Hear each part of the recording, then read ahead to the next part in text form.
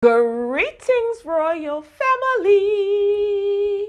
What the Friday? Hey, what the Friday? It's Friday. Friday. Friday. Greetings, royal family. Welcome back to another episode of the WTF show. If you are new here, welcome. Thank you for clicking on the video. If you are a returning that iced coffee, y'all, royal family member, then you already know how this thing goes. So every week I compile a couple of hot topics that pique my interest and I bring them to you. Most of you have probably already heard these stories, but I just wanted to come on and discuss them with you today. All right, royal family, we're not going to waste any time. We're just going to get right into it. So first up, again, for the third week in a row, we are talking about the Real Housewives of Atlanta. This time, not Nene, not Kenya, but Tanya, Miss Tanya time. So she is responding to cheating allegations against her fiance. Yeah, I know, right? We like Tanya. So the rumors are all over social media. And the rumors are that her fiance is cheating on her and he has a whole side chick, not a half a side chick, a whole side chick. Okay. So these are the rumors that are being spread throughout social media. So she actually went on Instagram earlier this week in an attempt to let her followers know that her relationship is all good. Tanya and Paul, that's her fiance, he was on the show recently as well when they were in Canada. They're in Jamaica right now, honey, and they are on vacation, living their best lives. So she did write in her Instagram post, they're gonna talk, they're gonna talk, they're gonna talk, they're gonna say a lot of things about us. Well, she typed that. But that's, those are lyrics from a Jamaican artist by the name of Beres Hammond. And it looked like she had the Jamaican flag in the back. Is Tanya Jamaican? I know she's of Caribbean descent, I think. I don't know. Anyway, I loved it. When I saw that, I just started singing the song just like I did just now, And I said to myself, you know what? If she's happy and she loves it, it is what it is. So that's all she posted. She didn't address any of the rumors. She didn't confirm or deny anything. And that's the way to do it, honestly. So again, the rumor is that if you didn't see Real Housewives of Atlanta, recently Kenya revealed that her and Cynthia met up with the cookie lady. She is a business owner. She owns a bakery of some sorts. So the rumor is that Paul is having an affair with this woman. She also resides in Atlanta. And again, it played out recently on Real Housewives of Atlanta. So I just think that she should just live her beautiful life. I really do think that Bravo is trying their hardest to use her as a plot line, like a storyline. And I feel like the less that she says, the better, because I found it very questionable when they panned back to the scene where Cynthia and Kenya were in the bakery or the cookie shop and this girl came up to them and was talking to them. So they actually panned to that. And that's the first time that we even seen that scene, or it was mentioned that this girl said that Paul was trying to flirt with her. So Bravo, they're pulling out all their shady antics this season. And we're just going to have to see where that goes. All right. So Tanya, girl, don't confirm or deny anything. If you and Paul are good, let them talk. Like you said, they're going to talk. They're going to say a lot of things about you. So she seems happy. It is what it is. All right. Up next, Auntie Monique again, and this lawsuit with Netflix. So Netflix basically they put out a statement. They're pretty much ready to go to court, but they want the judge to dismiss this lawsuit. So this is according to The Blast, and they're moving to dismiss Monique's lawsuit, accusing them of discrimination. Let's just say that. So she accused them of only offering her $500,000 for a comedy special, but they're paying millions to male and white female comedians. We all knew when this first went down, Monique went on a campaign to say that she deserves more money, she should get more, even though Monique was out of the limelight for years, right? Like how many years was she out of the limelight? Whatever. So she is saying that it is because of discrimination. So Netflix says, and this is a quote from Netflix, the plaintiff fails, however, to allege any facts showing that the compensation offered to her was the product of discrimination. To the contrary, her complaint contradicts its core premise by noting that other persons of color, other women, and another African American woman, like the plaintiff, have been paid substantially more money to create comedy specials for Netflix's streaming service than what was offered to the plaintiff. And the plaintiff fails to explain why she was entitled to be offered what the stars whom she compares herself were offered for creating such comedy specials. So Netflix says, like, you failed to prove why we should pay you more than $500,000. And they basically said that the evidence will show that the comedian was not discriminated against by them. And they are asking for the court to dismiss a majority of her claims. So it seems like Netflix is suited up and ready.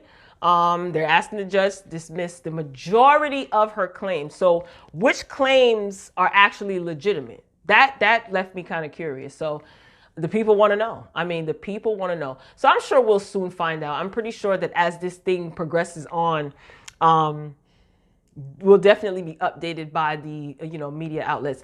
Monique, listen, I'm not saying that you don't have the right to demand what you feel you are worth, but if someone is investing money and putting up money, they want a return, sometimes maybe even close to double the return for their investment. So it's like if you fail to prove why Netflix should pay you more than $500,000, then it's kind of like you're not really proving your argument. I mean, comparing yourself to like other comedians, that's a weak argument. I'm going to keep it real. And I love Monique. I do. I love Auntie Monique. But I just feel that that's a weak argument. And I think it's solely based on emotion. I just think it's like you all in your feelings because you didn't really like the number. And not to mention, Monique is in quite a bit of tax debt. So I'm wondering, she probably wanted the money to clear some of her tax debt up.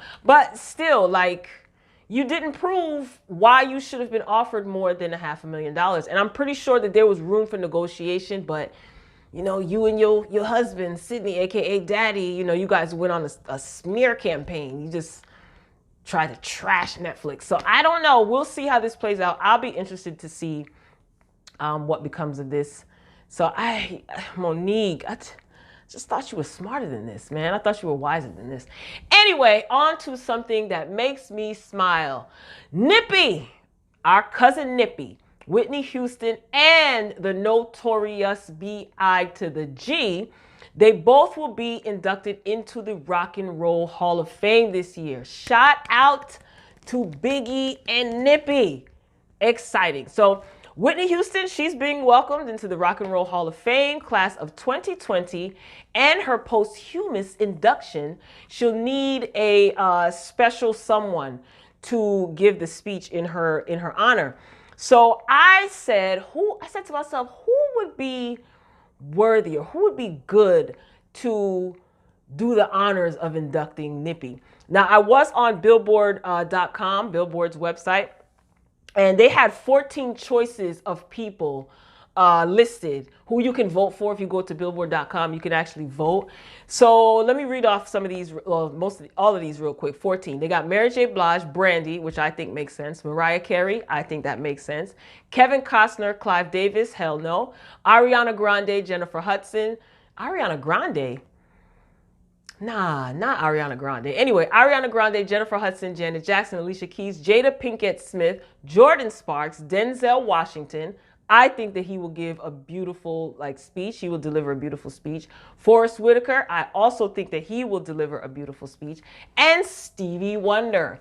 So I was saying to myself, I don't know, out of this list, I think what makes the most sense, it's like a tie between Brandy and Mariah Carey.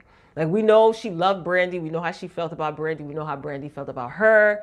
You know, Brandy always says that Whitney Houston was a huge inspiration to her. Mariah Carey, for obvious reasons. I mean, she is like the highest selling female artist to date, I guess, right? I don't know, something like that. Yeah, they had their little tiff. They did do a song together, you know, and Brandy was in the remake of Cinderella with Whitney Houston. Jordan Sparks makes sense too, because Jordan Sparks was in the last movie that Whitney appeared in before her passing. So, I mean, Denzel Washington, Forest Whitaker, they would give beautiful speeches. Denzel Washington worked with her. Forest Whitaker, I don't know. Stevie Wonder, I like Mary J. Blige though. But put it in the comments, who do you think out of this list should be the one to do the honors of inducting Nippy into the Rock and Roll Hall of Fame? And if someone is not mentioned on this list, because I thought of Patti LaBelle too, but I don't know. So it's kind of like between Mariah Carey and Brandy, in my opinion. Put it in the comments. Let me know who you think would do a good job. And don't forget to like this video if you're in here watching me. Thank you. Appreciate it. So moving on to Biggie. And if you don't know, now you know. So Diddy, he was beyond excited. I don't know if you guys saw his Instagram post. So he did an Instagram video and he was excited that, you know, his friend and former artist, Biggie's going to be inducted into the Rock and Roll Hall of Fame as well. Biggie's mom, Valetta Wallace, Miss Wallace, she also shared her excitement about the induction. She wrote on Instagram, "Brooklyn, we did it. This is so long overdue. Thank you everyone that helped make this happen. For Christopher, love you all." Now, who should induct Biggie into the Rock and Roll Hall of Fame? I say either his mother or Faith, or maybe even Diddy. I mean, Diddy is the obvious reason, but honey, you know, there's still speculation swirling around about, you know, their professional relationship and what happened that fateful night on, or that unfortunate night on March 9th. So I don't know. Diddy is the obvious, but I would say either his mom or Faith. I mean, Faith, she doesn't strike me as the type of person that's a good orator. His mother, of course, you know, it's going to be emotional. That's her son. So put that in the comments too, ladies and gentlemen. Let me know, who do you think should do the honors of inducting Biggie into the Rock and Roll Hall of Fame, as well as Whitney Houston. So as far as like eligibility for induction, so artists are eligible for induction 25 years after the release of their debut record. Now, Biggie's first album, his studio album, Ready to Die, still a classic, that came out in 1994. And last year, he became eligible to be inducted. So he was nominated back in October, and I did report on that on a previous What the Friday video. And so the 35th annual Rock and Roll Hall of Fame induction ceremony, it's going to take place on March 2nd in Cleveland. And it's going to actually be televised live for the first time on HBO at 8 p.m. Eastern Standard Time. I will be tuning in. Now, as far as the performers for the event, they haven't announced that yet, but I definitely am going to be tuning into that. There are other inductees as well. But the ones that stuck out to me were my two faves, Biggie and Nippy. So it makes sense that I bring them up. So again, get down in the comments. Tell me who you think should induct Biggie and who should induct Whitney Houston. Congratulations. Shout out to them. That's huge. And I'm definitely going to be tuned. Do I have HBO? I don't think I have HBO on my cable package. But that's neither here nor there. We'll definitely be tuning in. All right. I don't discuss politics on my channel, okay? But this is politics, in my opinion. So Senator Bernie Sanders, I know you guys heard about this because I've seen people tweeting about this and talking about this on YouTube. Bernie Sanders, he feels that Cardi B, yes, the rapper Cardi B, Belcalis, he feels that she has the right stuff for politics because she knows the struggle. So he's co-signing her. He's co-signing her interest in running for political office. Yes, Cardi B is really considering running for political office. Only in the USA. So Sanders recently told TMZ that Cardi B is deeply concerned about what's happening in this country. She knows what it's like to live in poverty and struggle, and it would be great for her to bring that experience to politics because she has the perfect background. This is what Bernie Sanders is saying about Cardi B. So last year, Cardi B, she made it very clear that she has an interest in politics, and she made some remarks against the Republicans that they're afraid to speak up against the current dude in office. And USA Today actually reported on this. They actually reported that Cardi tweeted, "We have the power to influence our youth to get educated when it comes to our Democratic candidates." This is a tweet.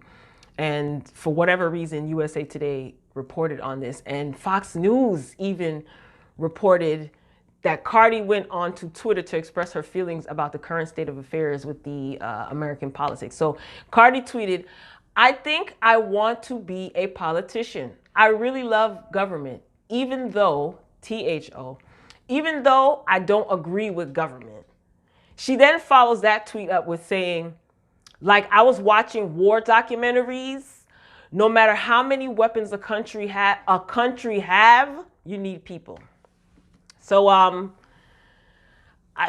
don't even know what to say. I guess when all else fails, you know, just throw your hat into the political ring or start a church. I don't know.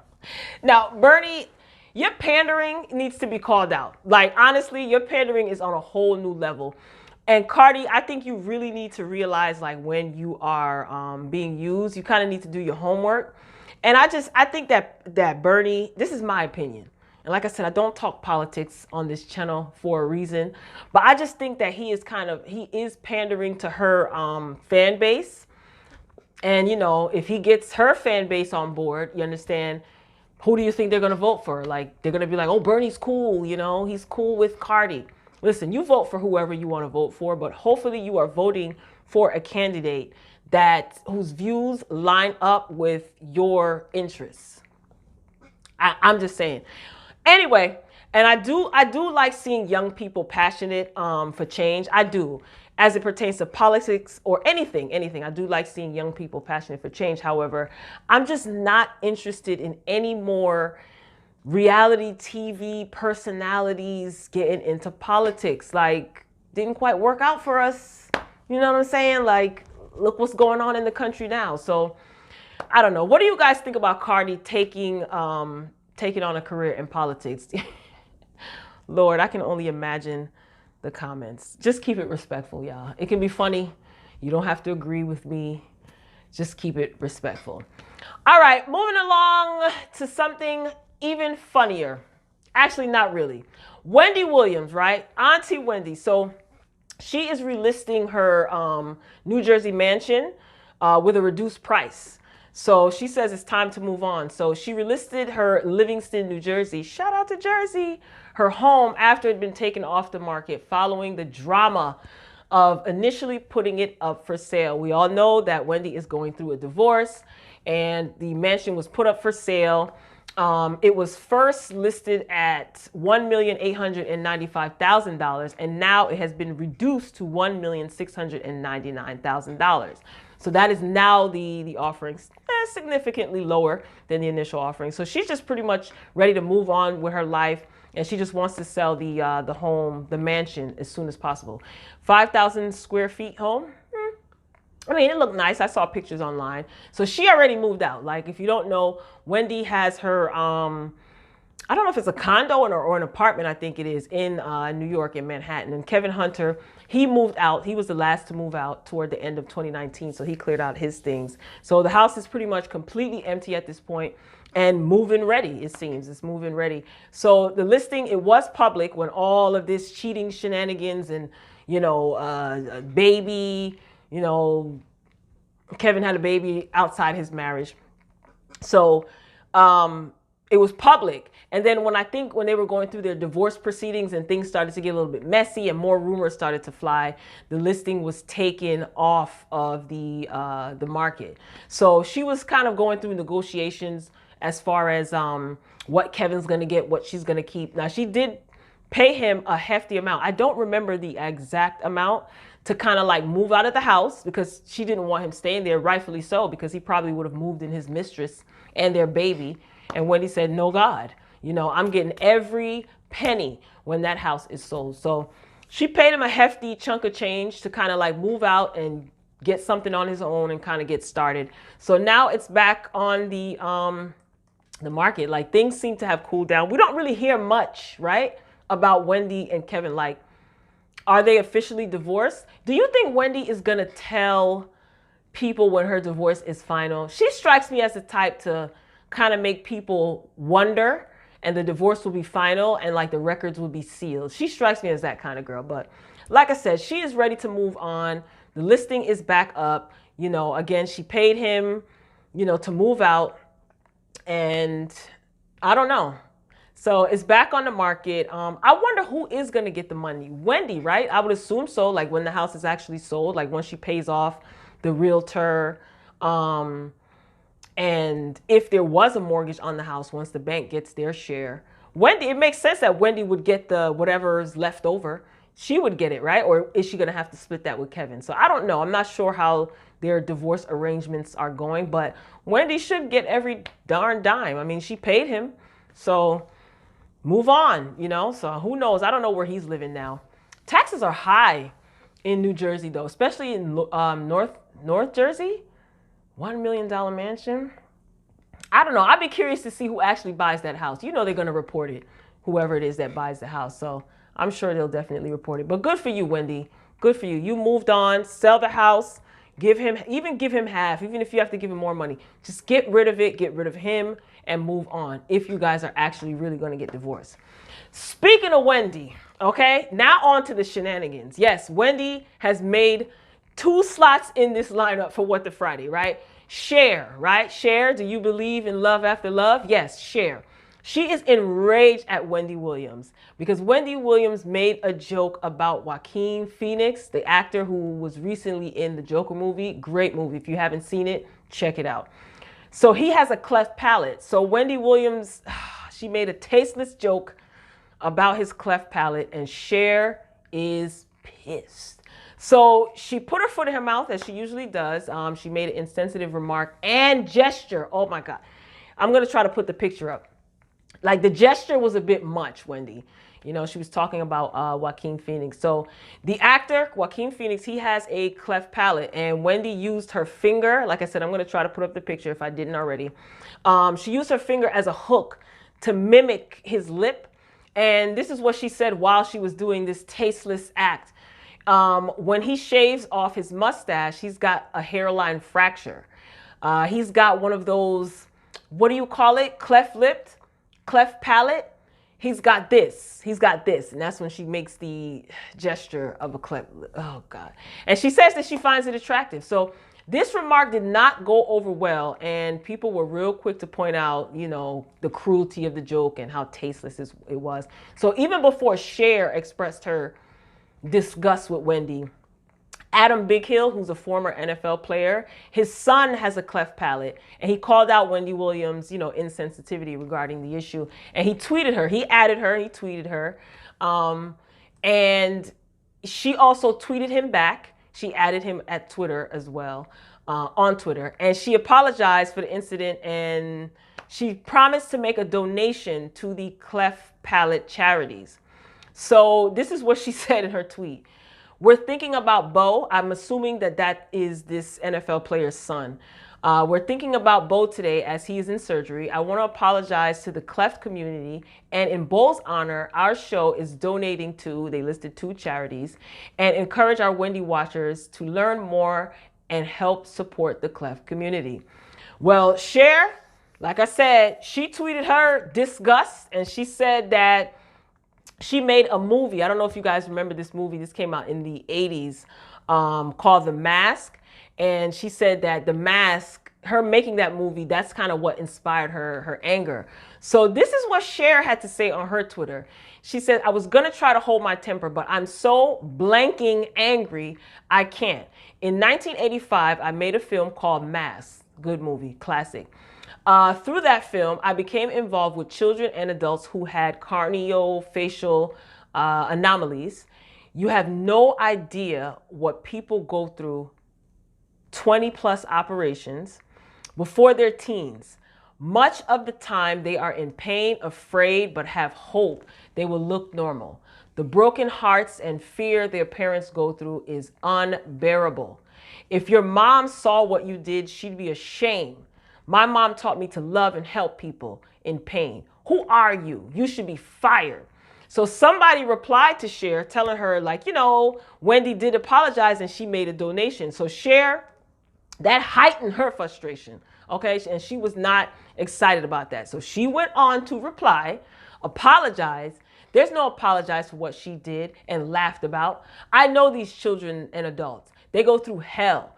Their parents go through hell. Blank her apology. She wants to keep her job. I can't contain my anger. So an update, since I actually prepared this information to report to you guys, I was looking on the Griot and they actually have a petition for Wendy to be fired. Cher should go on the Wendy show and tell Wendy to her face how she feels, because Wendy is not afraid of confrontation because she cares all about the ratings and stuff like that. But she doesn't strike me as the type of person that is afraid of confrontation. I don't think Cher is going to snatch her wig on national television, but that would be interesting. I don't think Cher would come on the show, but that would be good to see Cher express her frustration. I remember when Roland Martin went on her show because Wendy made a comment saying that she doesn't understand the purpose of HBCUs and they should get rid of them. And Roland Martin came on to school her and she was receptive. You know what I mean? What was she going to do? Argue with him? She was receptive. So I think Cher should do the same thing. Probably for my secret enjoyment, but that would be good. But Wendy girl, this is not a good look. But I'm going to be honest with you. If you know Wendy, then this is nothing like outrageous. Yes, it is insensitive. And obviously two people who have a close connection to individuals with who suffer from cleft palates. Oh, I can't even get the word out. I can understand them venting their frustration. And I guess, you know what, honestly, being that Wendy is the age that she is now, I don't think people are going to go for like, oh, well, that's just the way Wendy is. Honestly, they really didn't back then, and they most certainly are not now. So Wendy girl, I wonder if she's going to respond to Cher. I didn't even watch her show today. I didn't. But Wendy girl, that's not a good look. Lord, you are so... She just can't help herself. Like, she just has to be tacky. I just feel like if you didn't understand, you could have done without like the hook, trying to hook up your lip. And then, the audience was laughing. They laugh at everything she does. No one was outraged in the audience and no one called her out or whatever. No one said, oh my God, her stage hand, Suzanne, she laughs at everything, chuckles at everything.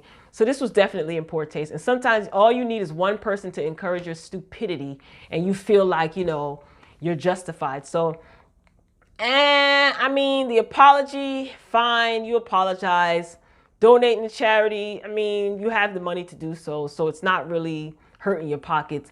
So yeah, it's all bad. It's all insensitive. So listen, Wendy has been in far worse situations. I am curious to see how she is going to justify this. She probably just won't talk about it, but I do think she should have Cher on the show. And I think Cher should come and Cher should share her dissatisfaction with Wendy's tasteless joke.